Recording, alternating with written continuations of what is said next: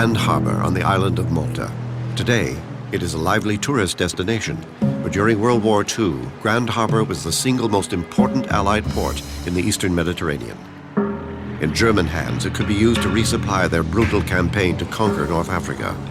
For Germany, taking Malta would become an obsession. They would make many attempts and employ the most savage siege techniques, blockading the island to starve out the population while raining death on them from the air. As a result, Malta would become the most bombed place on Earth. Military historian Norm Christie visits Malta to tell the story of the Great Siege, one of the most important battles of the Second World War. It is the story of the civilians, the gunners, the Navy and the Merchant Navy, as well as the legendary fighter pilots who won the Siege of Malta.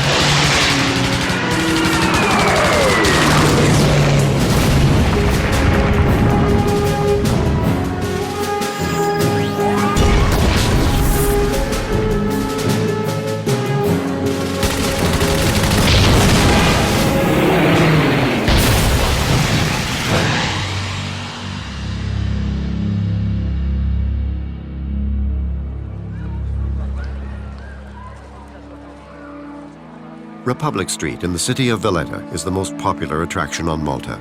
Today, people travel here from across the globe for the sun, shopping, and for the lively entertainment.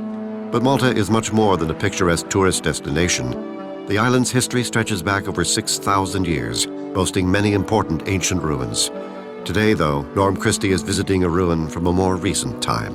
This is what's left of the Valletta Opera House. It was carpet bombed by the Germans in April 1942. And much of Malta was like this. This was a beautiful building. Here you can see what's left of one of the columns from the Grand Opera House. You can see where the bombs or shrapnel, really fragments from the bomb, would have taken off a piece of it. And this is really a symbol of what happened to Malta during the Second World War. The most severe raids took place in 1942. In the late spring of 1940, the tiny island of Malta is a quiet British outpost in the middle of the Mediterranean, far from the war raging in Western Europe. But with the entry of Italy and its colonies into the conflict on June 10th, Malta becomes a principal target for the Italian Air Force.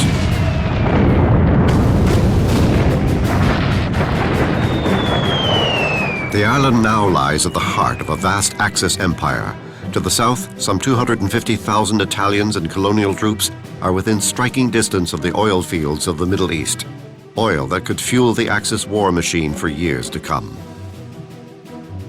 Seeing Malta as a threat against their Mediterranean supply lines, Italy unleashes its formidable air force in a bombing campaign against the island. With only 4,000 troops and no fighter aircraft to speak of, Malta is all but written off by Allied command.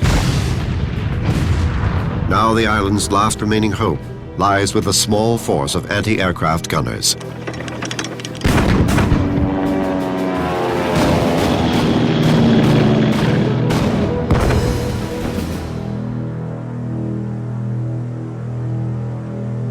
Norm Christie visits a former anti-aircraft battery with Major Maurice Agius of the Royal Malta Artillery, who helped defend Malta from the vicious bombing attacks. So I want you to explain to me how you laid out your battery. Yes, well, we had a command post over there. Right. And 4 guns, starting from number 1 on the left, number 2 gun, number 3 gun, and number 4 gun. Here, this is where the gun would have been. That's right, yes. It used to be stuck to the ground by means of nuts and bolts. It was a 3.7-inch heavy attack gun. The shell was 28 pounds, 28 and a half pounds. And the cartridge was about that high. Your objective was to shoot down and harass. That's right. The Italians, they used to come at 23,000, 25,000 feet and never change direction, never change height, and never change speed. As soon as you see a sparkle in the sky, and you say, "It's plane!" Hey!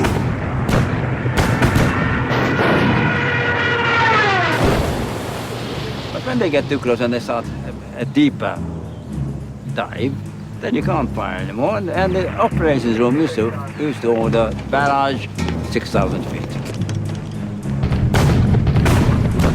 Each gun position is given an area in the sky to shoot at.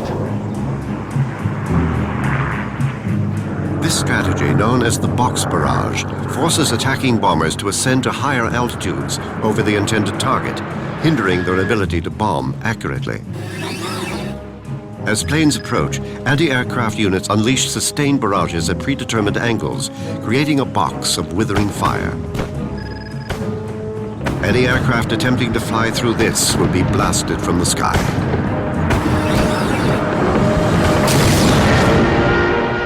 And one plane is shot down. Then you get another half a minute or so, and a second plane comes. And occasionally, you know, all five were shot down.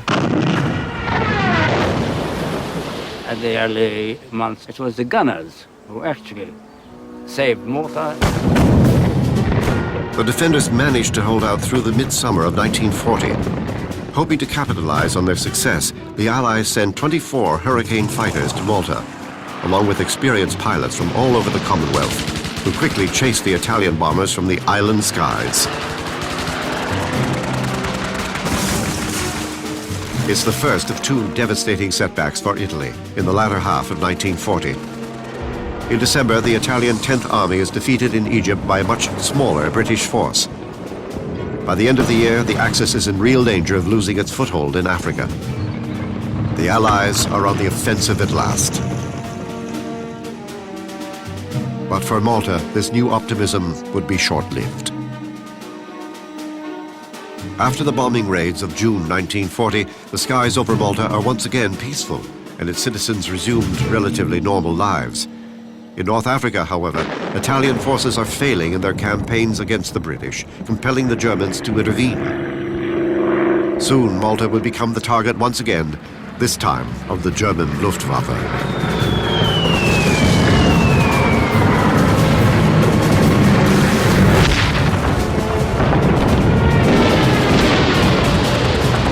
Fearing a total loss of Axis holdings in North Africa, the Germans dispatched General Erwin Rommel to regain control of the situation. But if Rommel is to defeat the Allies in the desert, Axis supply routes across the Mediterranean must remain open. In January, the Axis resumes its bombing of Malta, this time under German command. The mission is to bring Malta to its knees. Among the civilians seeking shelter from the bombardment is Joseph Attard. I'll have to go down slowly, Yeah, go down slow. because I'm not steady on my legs. So, Yeah. tell me how things changed in January 1941. Well, a good amount of the bombs dropped on this place here. That was blown down to the ground. All this building. We had 40 people blocked down there, trapped, because there is the crypt down there, and it was used as a shelter. I came here, and I went to the church, and from there was the beginning of the rubble. But we couldn't get onto them. For a couple of days, we could hear the moaning. There were some of them who were still alive.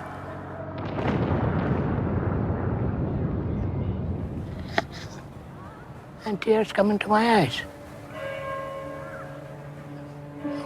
I was so close to them, and yet so far. We found a baby, which was still alive. I pulled it out together with the others, and that was the only person we saved from there. The others were all dead. Those are the names of the people who were trapped and killed here.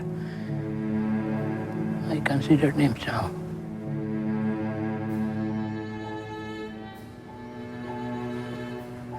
But most of them I know personally, those people. Now, one I know, for example, let me see her name. Got Chettina. Now, Chettina was a young girl of my own age. She had very good looks. Who was carrying the baby I saved. It was not my baby. Yes.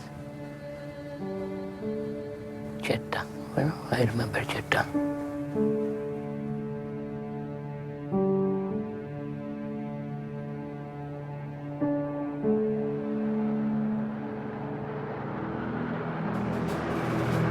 Through early 1941, the bombing campaign intensifies. But in May, Malta is granted a reprieve when the Luftwaffe force attacking the island is reassigned to the Eastern Front. The Allies take full advantage, resuming their raids at Axis supply lines to North Africa. By the end of 1941, they are inflicting 80% losses on Axis shipping.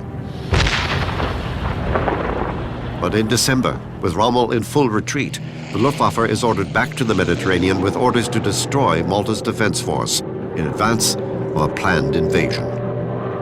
But this time, the Germans have a new weapon, the high-speed Me-109F. These new fighters easily outmatch the Allies' Hurricanes, which are shot out of the sky in alarming numbers. The late winter of 1942 is a nerve-wracking time for the outnumbered Hurricane pilots billeted in the Maltese city of Rabat. On one occasion, Canadian fighter ace Buck McNair takes the pilots of 249 Squadron out for some rest and relaxation.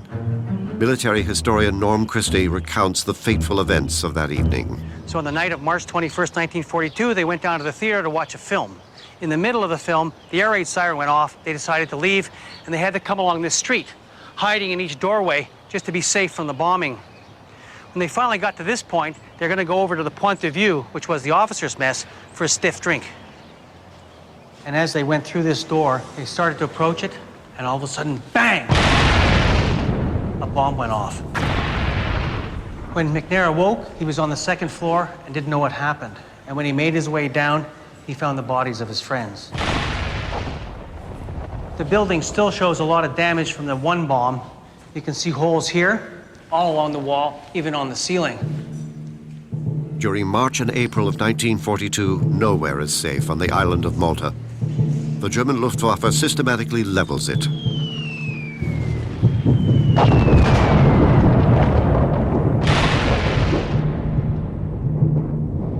The Germans attack the island day and night, bombing harbors, airfields, and civilian targets. Malta's cities and towns are reduced to rubble, forcing virtually the entire population to seek refuge underground. Norm Christie visits one of the communal bomb shelters in Vittoriosa. And this is where the whole population of Malta would live, or at least they'd live underground. You can see that this is all limestone, and it's all hand-chiseled. Here are the pick marks up here. And the advantage to the Maltese is that their whole island is a limestone rock, which is quite soft. That meant they could dig in. So when the Germans bombed, the whole population went underground.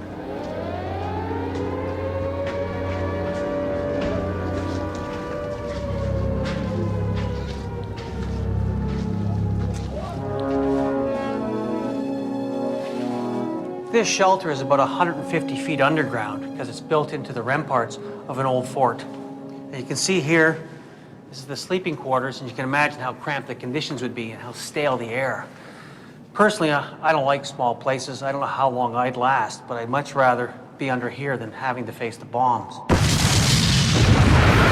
These little holes are very well-planned ventilation shafts. And of course, they'd have to drill them all the way through to the top to get some fresh air because the air down here would be totally stale. Even now, with just a couple people around, you can tell it wouldn't be very comfortable. And if you had a whole bunch of people, families, hundreds of people here, they probably couldn't wait to go upstairs.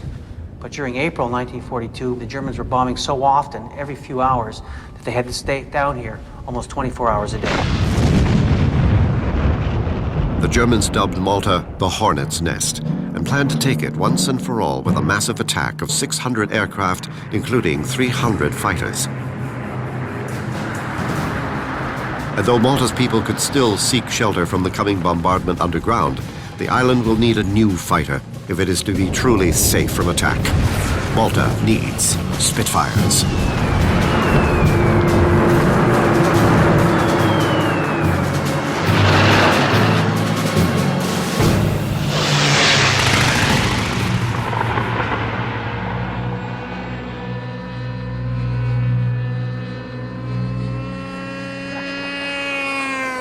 Today, the only aircraft Taale Airfield serves are those of the local hobbyists.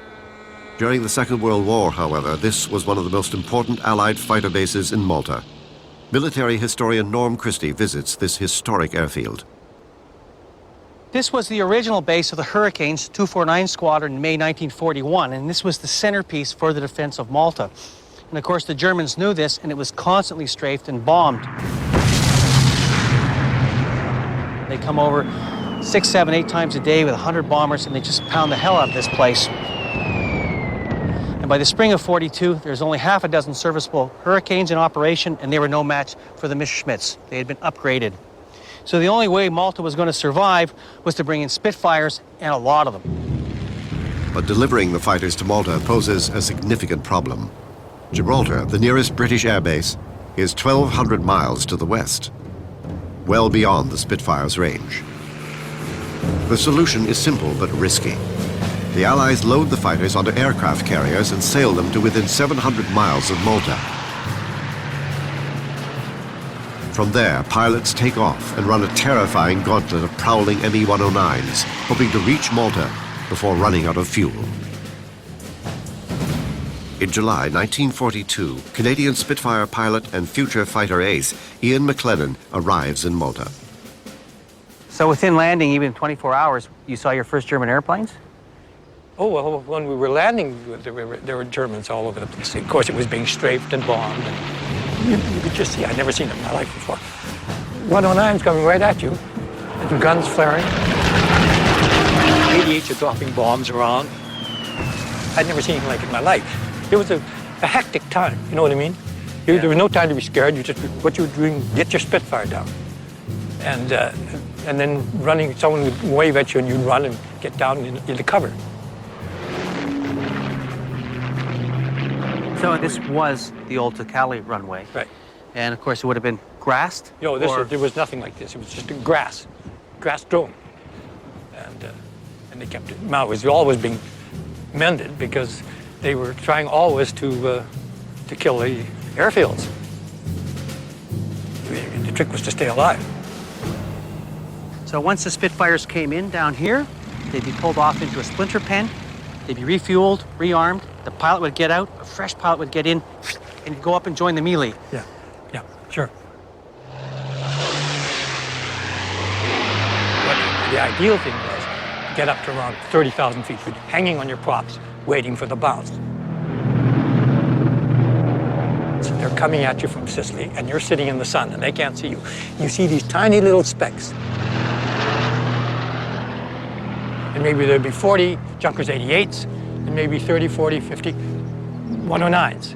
You made sure you gave your guys the best chance for the first bounce, and down we go at them.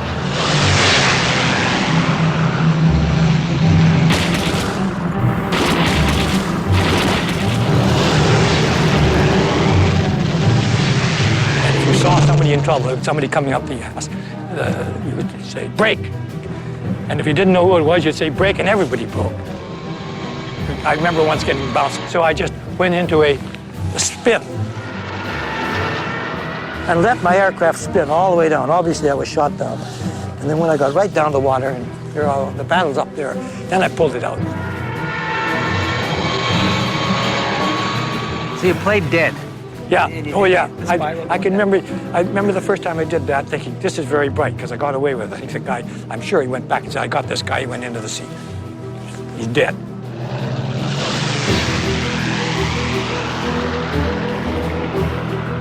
The trick was to get up close, give him a bit of a lead. And if you were flying right behind him, slightly above, coming down.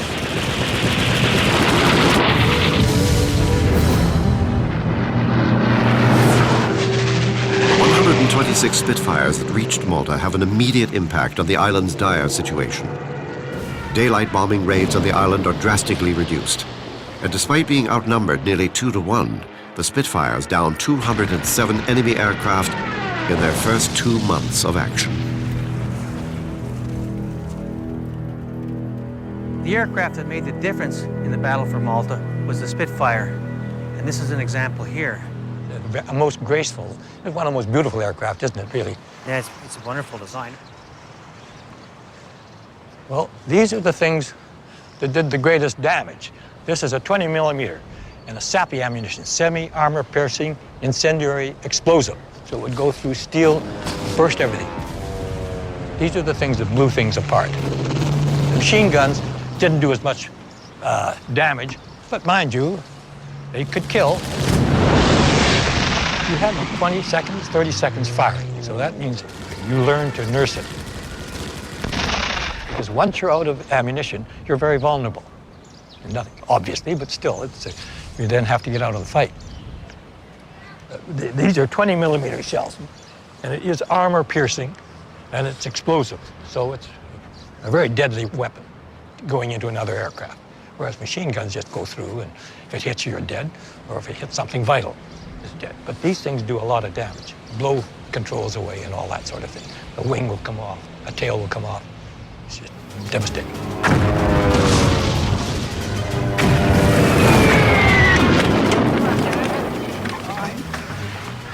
Whoop. Thanks. Okay, you guys, chalk's away.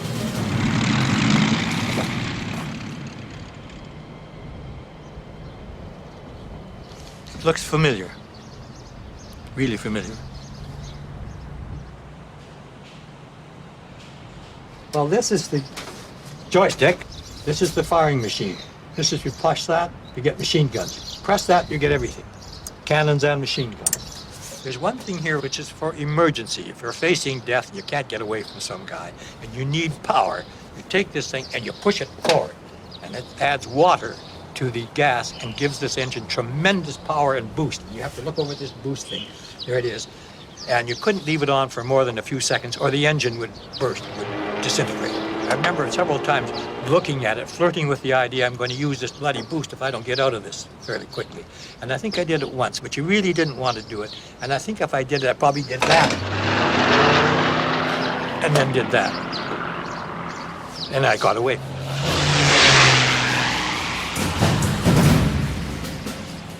But are you proud to have served on Malta, to have fought on Malta? Well, I guess so, yes.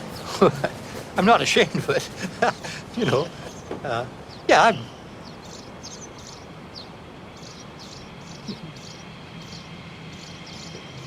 yeah, well, there are a lot of guys like me, you know what I mean? Yeah. Despite the best efforts of the newly arrived pilots, Malta's fate still hangs in the balance.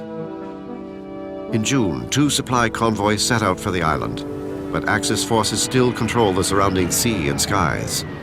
With heavy escort, only 2 Allied ships managed to arrive safely. By midsummer, with no further relief on the horizon, the island is on the brink of capitulation. The population is down to its last rations and will not be able to hold out through the fall. The pilots, too, are feeling the strain, plagued by poor food and extreme lack of sleep.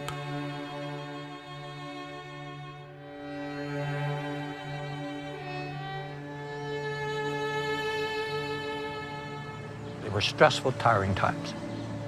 You get up at 3 or 4 o'clock in the morning and you're on service till dark. And that might go on for 3 or 4 days, but exhausting. I think everybody was hungry all the time, somehow. And the Maltese people were practically starving. And every now and then you'd get ill, you'd have Malta dog, or they call it dysentery and that kind of stuff. Everything seemed to be bombed, you know what I mean? Rubble was everywhere. They're cleaning up the rubble and people are walking through, and it stays that way perhaps for months. So it was walking through a beleaguered city full of ruin.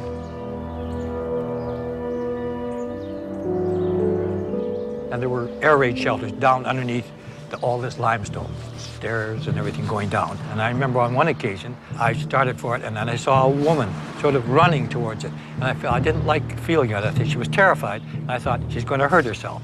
So I started to try to cut her off to reassure her and slow her down. But I missed her, and down she went.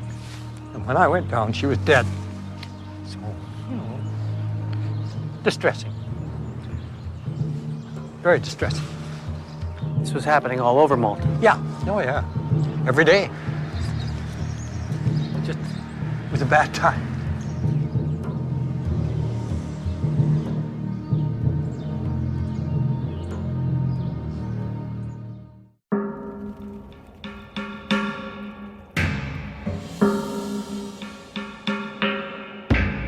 August 1942. The war for North Africa enters its climactic phase.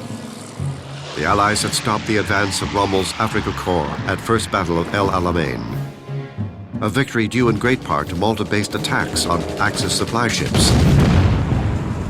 For the Germans, the situation is now clear. If they hope for a victory in North Africa, it is imperative they eliminate the threat from Malta, once and for all.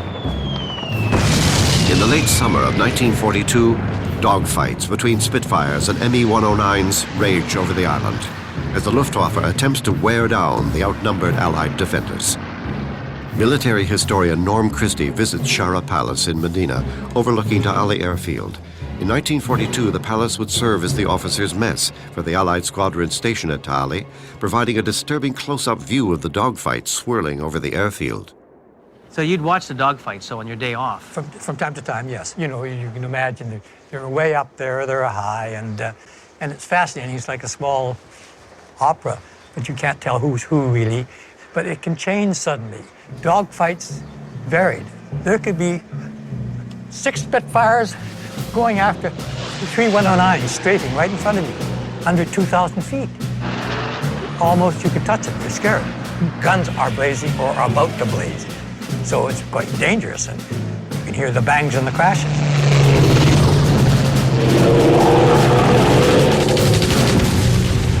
Malta had a lot of great fighter aces, and of course George Burling was at the top of the list. What made him different? Well, that he was a phenomenal fighter pilot. Oh yeah, you didn't argue about it. The guy was coming down with kills all the time. Nobody else could match it. Nobody. And there were some great fighter pilots in Malta. Burling had great eyesight. You know, the little specks. My whole life at that time was little specks. Every time you went up and you were called, you looked towards Sicily for the little specks. I scrambled to take on 2 Junker 88s, escorted by about 20 Me-109s. 2 MEs got the drop on me.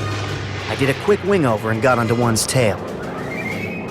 He saw me coming and tried to climb away. I figured he must have been about 800 yards away from me when I got him into my sights. At this distance, Burling is engaged in a war of invisible numbers. His Spitfire is traveling at 250 miles per hour, while the Me-109 is climbing at a rate of over 50 feet per second. The equation grows even more complicated when he factors in the velocity of his weapons. In essence, Burling must not shoot directly at his enemy, rather at a point in space where his enemy and his fire will precisely meet. I gave him a 3-second burst, smack onto his starboard flank, and got him in the tank. It was a full deflection shot. He was a pilot who was better than anybody else. He would have been difficult to handle in the squadron because he's so bloody bright and knows what he's got to be doing. And he's better at it than anybody else on the squadron. And he knows it, and they know it, which is not an endearing trait. You know, to be better than everybody else. He didn't have the freedom he needed. He was frustrated. That's the problem. And that made him a troubled guy and a trouble to anybody who had to handle him, I'm sure. But he could have been handled if somebody took his mind to say, look, we've got ourselves an ace here.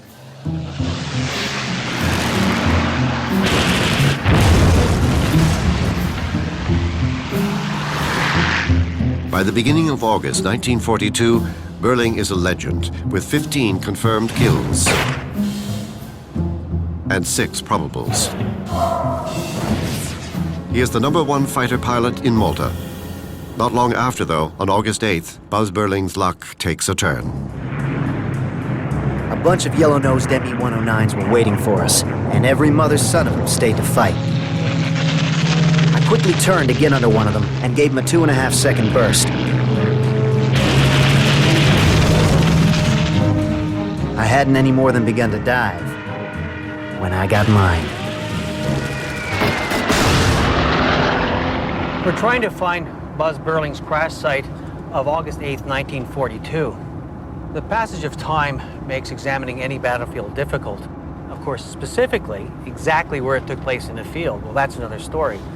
Then you need an eyewitness.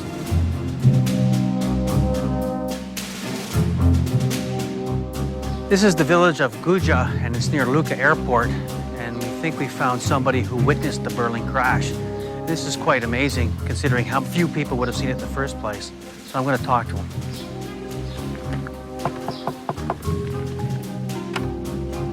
Hello, Joseph.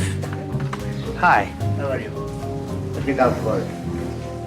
I came to find out about the Buzz Burling crash site. You're the eyewitness we're looking for. So, Giuseppe, what did you see when the Spitfire came down? So, So he's maneuverable, and he's coming into the ground, close to the ground.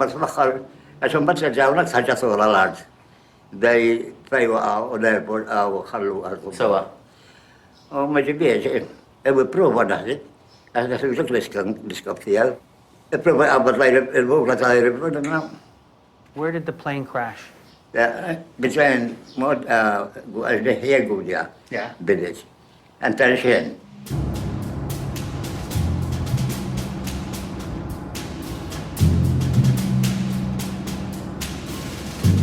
On the outskirts of the village of Gudya, Norm Christie locates the area where Burling's Spitfire crash-landed in 1942. They were chasing after a gaggle of Germans over in this area. They were going after Grand Harbor. And just somewhere to the east over there in the sky, a dogfight developed.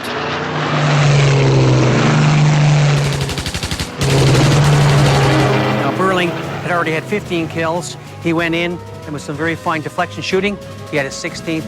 The Me-109 went down. The problem was somebody got him, and he got hit in the engine, and his engine cut out and died, and he's stuck in the middle of a dogfight with no engine. The old Merlin wouldn't give me any more than 160 miles an hour and was heating up fast. The Spit was sinking slowly. It begun to look like a bailing job. By the time he gets his harness all set, he's down to 200 feet. He's got to be going about 100 miles an hour. He came down gradually by that church over there. Right ahead, I could see a nice plowed field, about an acre in size, surrounded by low stone walls. Now, the danger here is all these stone walls. If a Spitfire hits one at 100 miles an hour, you're a dead man. I slithered along, cutting the glide fine, but not too fine. It's damned easy to flip these spits and spin in. Gotta try to keep that nose high. Burling's Spitfire came across this field, makes a belly landing, and just as it's about to hit the wall, he tips the wing down, and it stops cold. Climbs out of the cockpit, inspects the plane. He had nothing but a cut. He had escaped his first dangerous clash with death. He's lived to fight another day.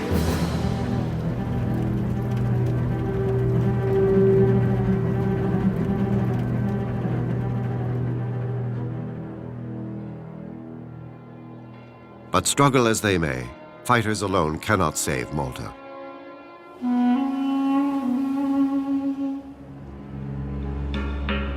By the end of July 1942, the situation on Malta is dire. RAF Spitfires have all but ended German bomber attacks, but the island has been reduced to rubble. Its people are starving, and the defense force is down to its last storage of ammunition and fuel.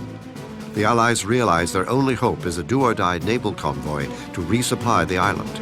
Codenamed Operation Pedestal, the Allied ships leave England in early August. Tensions run high on both sides as the convoy enters the Mediterranean. The Germans know that if they are to conquer North Africa, they must force Malta to surrender. The intercept force lies in wait until the Allied convoy enters the strait between Tunisia and Sicily. There, they attack. One by one, the ships of Operation Pedestal are sent to the bottom. But the ultimate prize for Axis gunners is the tanker Ohio, bearing precious fuel for Malta's aircraft. The lightly armed ship struggles forward under murderous fire.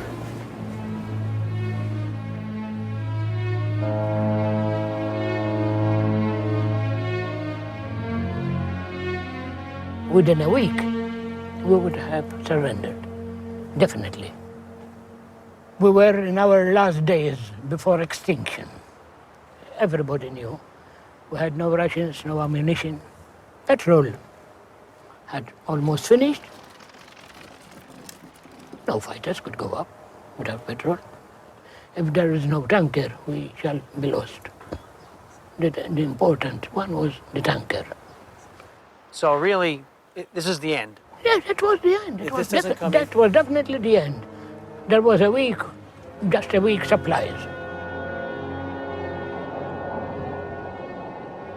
We were just hoping that something comes down from heaven.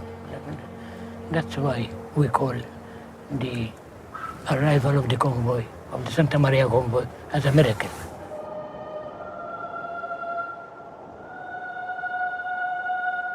They were praying in churches to Santa Maria to do something, to let something to save Malta. We heard gunfire when it was attacked near Sicily. There was a warning sounded, a red warning, and the people, some of them, found the shelter. But there were those who remained still here. It appeared between the two lighthouses there, being cradled on two cables held by two destroyers.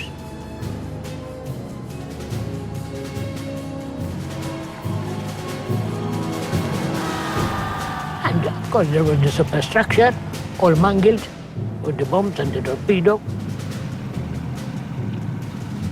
Then everybody followed the Ohio until it went there.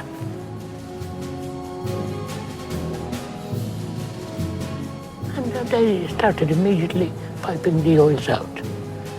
There was joy all round, clapping.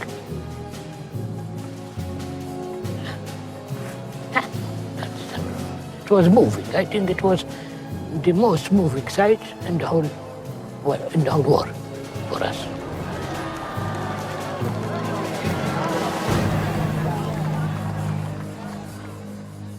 Following their failure to stop Operation Pedestal in August, the Germans do not attack Malta again until October 10th.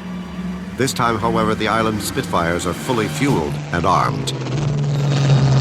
Allied pilots shoot down German planes by the dozen. In just 5 days, Buzz Berling adds 8 more kills to his total.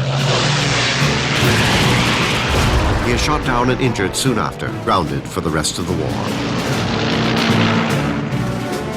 Ian McLennan adds 5 kills to his tally, including 2 Junkers aircraft in 1 day.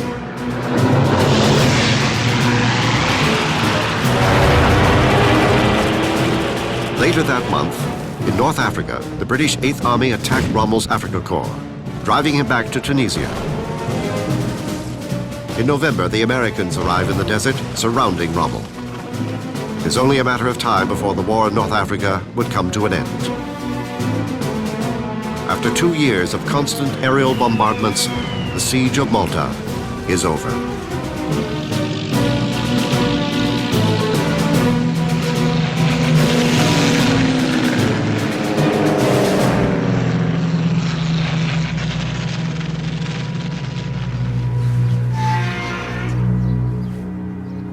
Norm Christie visits Cappuccini Naval Cemetery, south of Grand Harbor. Maintained by the British for more than 100 years, there are some 700 Second World War memorials here. You can see how they're laid out, that the men are buried in crypts, in really a collective grave in a crypt, then a large slab is put over top, and the details of the burials on top, with the cap badge of the associated unit. It also is, in many ways, the history of the Malta campaign. Buried in this crypt, there are 4 of the men killed at the bombing at Pont de Vue. And you can see here Baker, Guerin, the Australian, Hollis Hallett, and Waterfield were all killed in the doorway of the hotel. This one here, Pilot Officer Doug Lego, was shot down on the 20th of March, 1942, and his situation is quite infamous. He actually parachuted out of this plane.